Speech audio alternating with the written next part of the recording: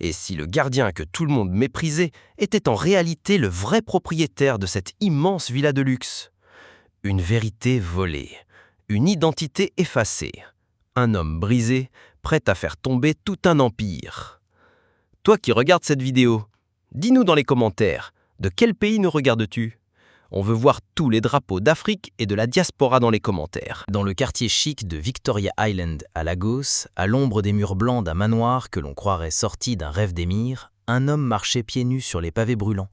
Il était 6h30 du matin et déjà le soleil faisait perler la sueur sur son front. Mais Ebuka Nkendilim n'y prêtait aucune attention. Il balayait la cour en silence, balai de palme à la main, regard fixé au sol comme s'il cherchait autre chose que de la poussière. Les caméras de sécurité suivaient chacun de ses mouvements, non pas pour le protéger, mais pour le surveiller. Il dormait dans un réduit en tôle derrière les cuisines, une pièce sans fenêtre, à peine ventilée, où l'on gardait autrefois les chiens. La famille Adekunle, propriétaire officiel de la maison, disait de lui « Ebuka n'a ni papier ni famille. C'est un gardien, un esclave muet. Il nous doit tout. » Mais Ebuka ne parlait pas parce qu'il ne savait pas, mais parce qu'il attendait. Il observait, notait, gardait en mémoire les allées et venues, les disputes de la maîtresse de maison, les infidélités du mari, les cris étouffés des domestiques, les valises d'argent qu'on sortait à minuit. Il vivait dans le silence, la poussière et la colère. Le monde le voyait comme un homme brisé, courbé par le travail. Mais ce que personne ne voyait, c'était la clé d'argent qu'il portait en secret, attachée autour de son cou par un fil de cuir. Elle ouvrait une seule porte, la plus grande, dont personne ne connaissait la vraie origine. Un matin, alors qu'il arrosait les plantes à l'arrière du jardin, il trouva une lettre déchirée coincée entre deux briques du mur, des mots partiels griffonnés à l'encre noire. De le testament original d'Oba Nkendilim, la maison revient de droit à son fils Ebuka, mais s'il apprend la vérité, tout s'écroule. Ses mains tremblèrent, son cœur se serra, mais son visage resta calme. Il froissa le papier et le glissa dans sa poche, là où il gardait la mémoire des humiliations. Ce jour-là, Ebuka ne retourna pas dans son réduit. Il passa la nuit assis sur le toit du garage, les yeux rivés sur la villa illuminée, là où la famille Adekunle buvait du champagne, sans savoir que le gardien n'était pas un serviteur, mais un héritier silencieux. Il était temps de se souvenir. Il était temps de préparer le retour. Cette nuit-là, l'air était lourd, le genre de chaleur qui écrase même les souvenirs. À l'intérieur de la villa Adekunle, les rires montaient, les verres s'entrechoquaient et les talons claquaient sur le carrelage italien. On célébrait l'anniversaire de l'aîné, Tunde, un diplômé d'Harvard, arrogant et sûr que l'Afrique lui appartenait. Ebuka, lui, observait depuis l'ombre du couloir du service, un plateau vide entre les mains. Posture de domestique, regard d'aigle. Chaque sourire, chaque poignée de main, chaque invité était scanné, classé, archivé dans ce coin brûlant de sa mémoire où il empilait les offenses. Mais ce n'est pas un humain qu'il appela cette nuit-là, c'est le miroir. Dans la salle de bain de l'étage, alors qu'il y essuyait une éclaboussure laissée par un invité ivre, il leva les yeux. Et dans le reflet terni du miroir, il ne vit pas son visage. Il vit celui de son père. Un vieil homme, vêtu de blanc, avec les traits d'un roi disparu, des yeux sages comme les légendes et cette voix qui semblait résonner sans bouche. « Ebuka, mon fils, tu es né dans cette maison. C'est ton sang qui a bâti ces murs. Ils ont effacé ton nom, mais le sol te reconnaît. Ils vivent de ton héritage pendant que tu dors sur le ciment. Réveille-toi. Le mensonge a assez duré. » Ebuka recula, le souffle coupé. Il cligna des yeux, l'image avait disparu. Le miroir ne reflétait plus que son visage, fatigué, dur et plus éveillé que jamais. Il posa le chiffon, lentement. Puis, il ouvrit le tiroir du meuble sous le lavabo.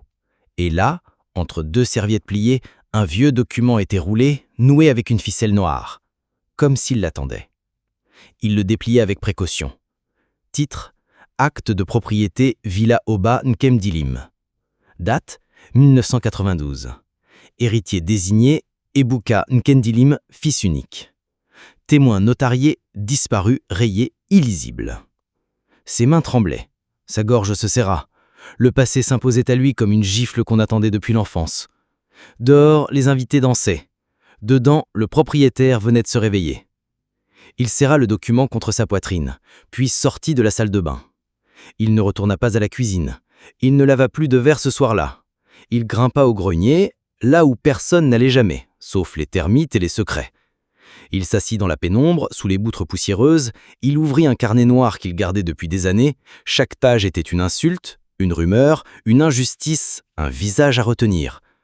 Et là, à la page vierge du milieu, il écrivit 3 mots. « Je vais revenir ». Pas comme un gardien, mais comme un roi déchu affamé de justice. Le lendemain, l'aube semblait étrangère. Comme si le soleil lui-même doutait d'avoir le droit de se lever sur cette vérité enfouie. Ebuka restait assis sur une chaise bancale derrière la buanderie, un vieux drap posé sur ses genoux, regard perdu sur les fissures du sol. Le document était là, caché dans la doublure intérieure de sa chemise, comme une grenade silencieuse. Et pourtant, il n'avançait pas. Il aurait pu marcher droit vers le salon, brandir l'acte, faire taire les Adekunle avec un seul mot « Je suis chez moi ». Mais il ne le fit pas. Il avait peur. Toute sa vie, on lui avait répété qu'il ne valait rien, qu'il était chanceux d'avoir un toit, même au fond d'un réduit crasseux, qu'il n'avait ni nom, ni avenir, ni voix. Et voilà qu'un simple papier menaçait de tout inverser. Mais comment croire à cette vérité sans sentir le piège? Et s'il l'avait laissé trouver ce document exprès? Et si cette voix dans le miroir n'était qu'un délire de fatigue? Et s'il n'était rien, vraiment? La peur grandissait comme une plante amère dans sa gorge. Le contremaître du personnel, M. Garba, passa derrière lui sans un mot. Il jeta un regard sec, presque moqueur, puis lança froidement « On a trouvé ton balai cassé ce matin. Tu crois que tu peux commencer à te relâcher ?» Ebuka baissa les yeux. Le choc entre la vérité intérieure et l'humiliation extérieure était insupportable. Garba se pencha à son oreille. « Tu sais, Ebuka, certains naissent pour obéir. C'est peut-être ton destin. » Cette phrase claqua en lui comme une gifle d'enfance. Il eut envie de se lever, de crier, de frapper. Mais il ne fit rien. Il hocha la tête et retourna vers la cuisine. Pas par lâcheté, par paralysie.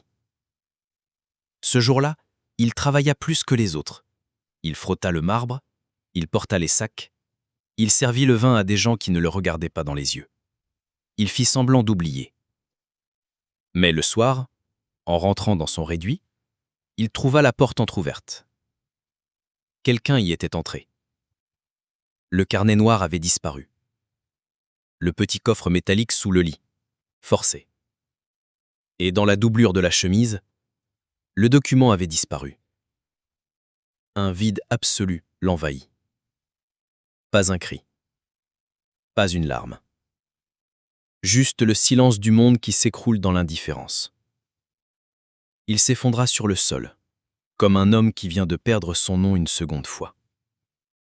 Et là, dans l'obscurité, une phrase revint. La voix dans le miroir. Le sol te reconnaît.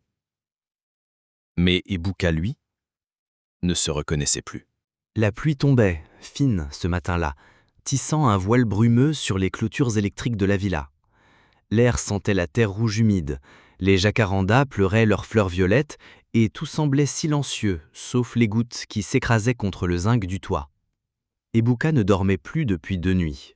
Il ne mangeait presque pas. Son regard avait changé, moins abattu, plus attentif. Quelque chose s'était brisé, oui, mais quelque chose d'autre s'était allumé derrière ses yeux. Alors qu'il sortait les poubelles dans une ruelle derrière la villa, une voix rauque l'interpella. « Tu ressembles de plus en plus à ton père. » Il se figea. Devant lui, dans une robe de dentelle beige défraîchie, un foulard noué à l'ancienne, une femme se tenait droite malgré l'âge, peau ridée comme le cuir d'un tambour ancien, regard encore plus tranchant que la pluie. « Tu ne te souviens pas de moi, hein ?» Ebuka la regarda. Longtemps. Puis d'une voix rauque. « Maman et Jiro ?» Elle hocha lentement la tête. La nourrice. Celle que les Adekunle avaient fait disparaître quand Ebuka avait 5 ans. Officiellement, elle était trop vieille, trop lente, trop superstitieuse. Mais Ebuka comprit à cet instant précis qu'elle savait. Ils s'assirent dans un kiosque abandonné sous le baobab géant, à quelques mètres de la villa. Maman Ejiro sortit un sachet en plastique noir, à l'intérieur un petit carnet de cuir, jauni, usé, presque brûlé sur les bords. « Ton père m'a demandé de te le donner, quand le moment serait venu. » Ebuka l'ouvrit. À l'intérieur, des lettres, des photos, des croquis du plan original de la villa, des annotations manuscrites d'un certain Oban Kemdilim, son père biologique, et surtout une page arrachée d'un testament, signé, tamponné, daté. Ils ont tout effacé, Ebuka, même ton enfance, même ton nom. Ils ont payé un notaire pour réécrire l'histoire. Ta mère est morte dans leurs mains, tu sais, pas d'un accident, mais d'un silence. Ebuka serra le carnet contre sa poitrine, les yeux humides sans larmes. Pourquoi maintenant ? Parce que le silence t'a protégé jusqu'ici. Mais maintenant, il te détruit. Et ce que tu portes, eux, ils le savent. Ils t'ont volé ton sang. Tu dois le réclamer. Pas pour toi, pour ceux qui viendront après. Maman Ejiro posa sa main sur la sienne. Elle tremblait. Il croit que tu es seul. Mais le seul te connaît. La maison, elle t'écoute encore. Tu n'es pas né serviteur. Tu es né pour régner.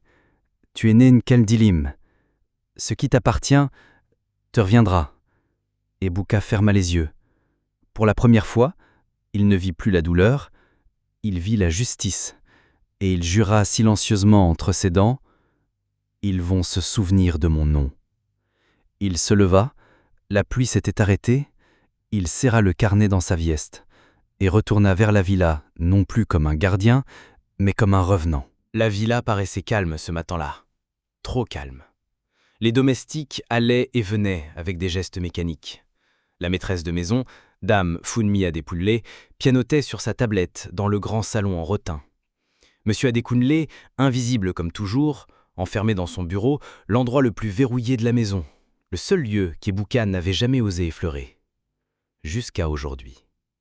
Il portait une chemise propre, une de celles oubliées par un ancien invité, repassée avec soin. Son visage rasé de frais. Son regard plus droit, plus grave. Il avait rangé le carnet dans un sac scellé. Il l'avait scanné, copié sur une clé USB.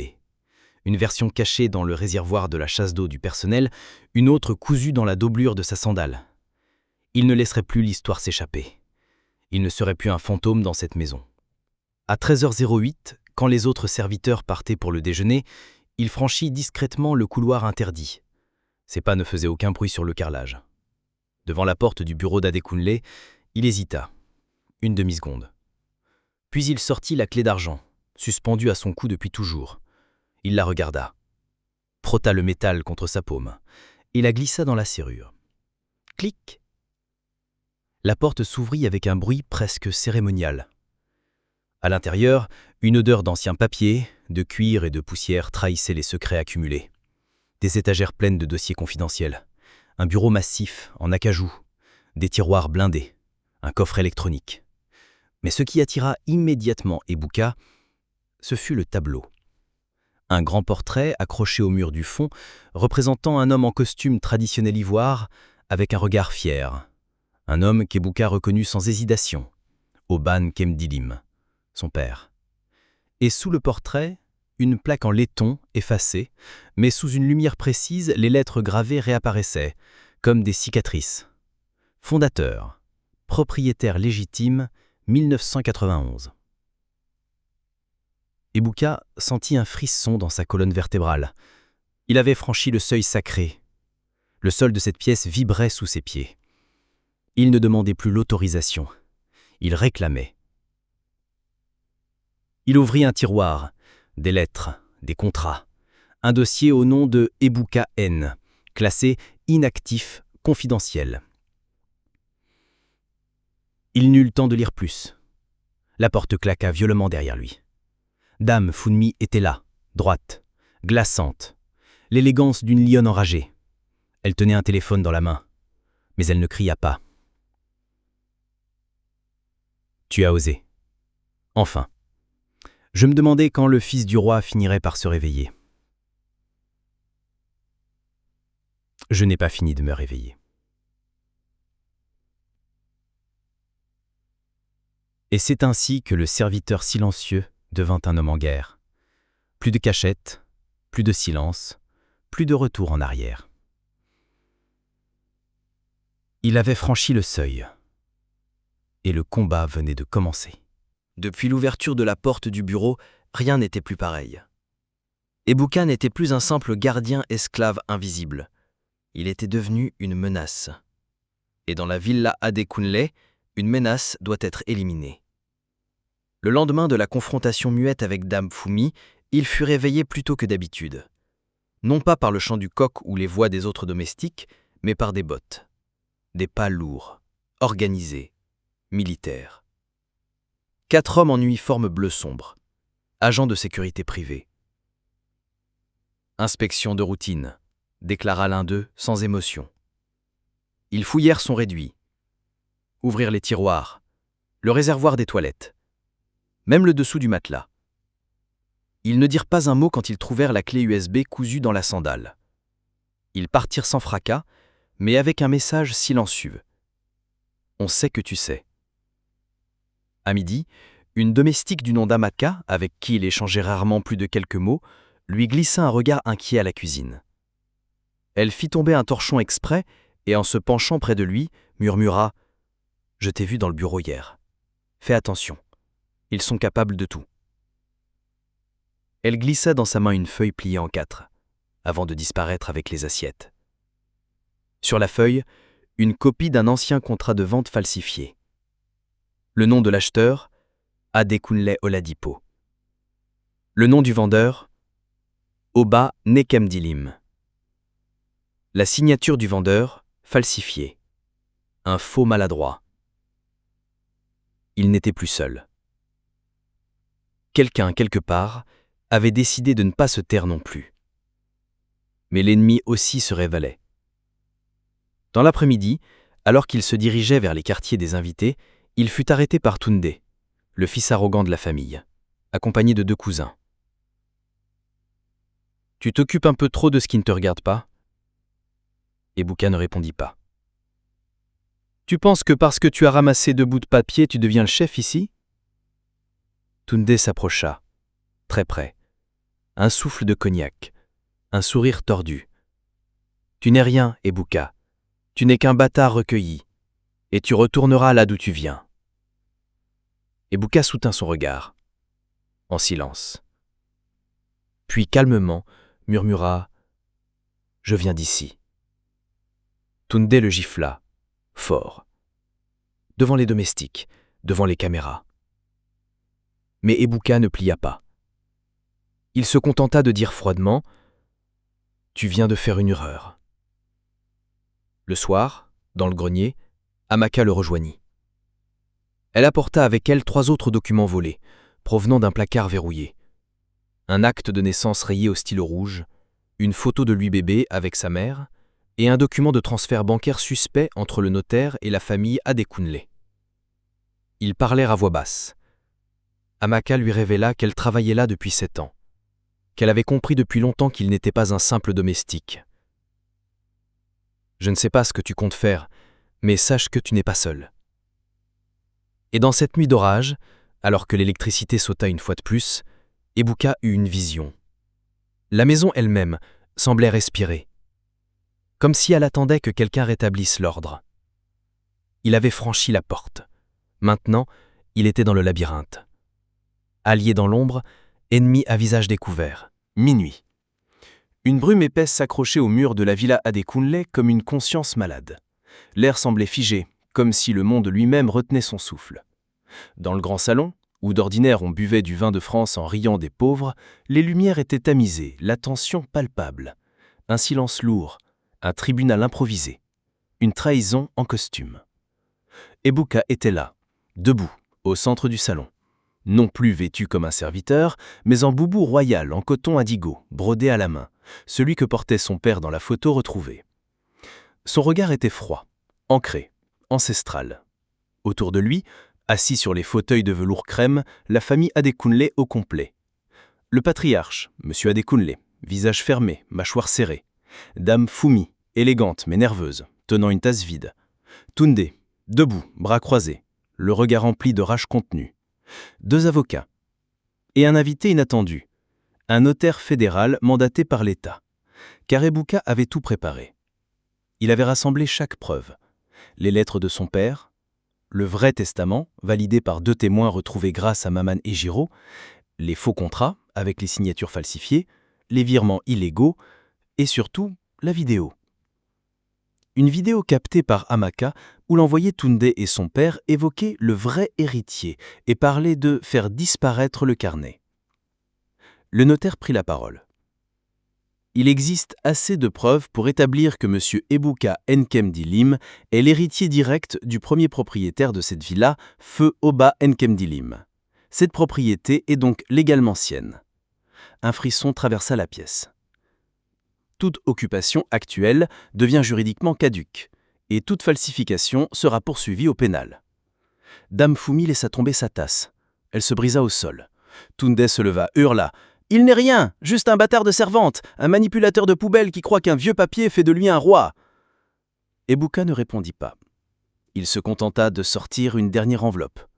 Dedans, un test ADN certifié. Positif. Fils biologique de Oba Nkemdilim. Monsieur Adekunle, jusqu'ici silencieux, baissa la tête. Une larme roula lentement sur sa joue ridée. Il murmura « Je voulais juste protéger ce qu'on avait bâti. » Ebuka s'approcha, lentement, le regard grave.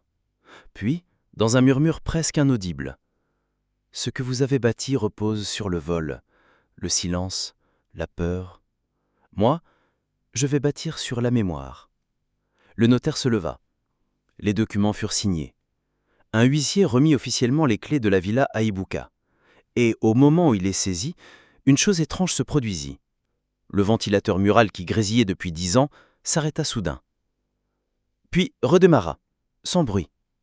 Comme si la maison, elle aussi, avait retrouvé la paix. Ce soir-là, dans cette même villa où il était traité comme un chien, Ebuka monta l'escalier non plus comme un serviteur, mais comme un roi revenu d'entre les morts. Il entra dans l'ancienne chambre de ses parents, s'allongea dans le lit interdit, et ferma les yeux. Pas pour dormir, mais pour rêver en paix. Et une seule sortie. La vérité. Et vous, qui nous regardez, de quel pays êtes-vous? Laissez-nous un commentaire avec votre drapeau et votre ville. On veut savoir où cette histoire vous a touché. Abonnez-vous à notre chaîne YouTube pour d'autres récits puissants comme celui-ci. Merci de faire vivre les histoires africaines. L'héritage est une mémoire. Et nous, on la raconte.